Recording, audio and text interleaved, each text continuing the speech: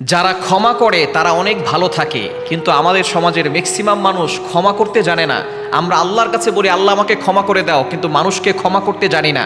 যারা অতীত নিয়ে কষ্টে পড়ে থাকে, অতীতের কথা চিন্তা করে এই জ্বালা পোড়া নিজের ভিতরে তৈরি করে রাখে, তারা কখনো ভালো থাকতে পারে না। আপনি মানুষকে ক্ষমা করে দেন, আল্লাহ তাআলা আপনার মনটাকে ভালো করে দিবেন, আল্লাহ আপনাকেও ক্ষমা করে দিবেন। মনে রাখবেন, অতীতের কষ্টগুলো বুকে জমিয়ে রাখবেন না।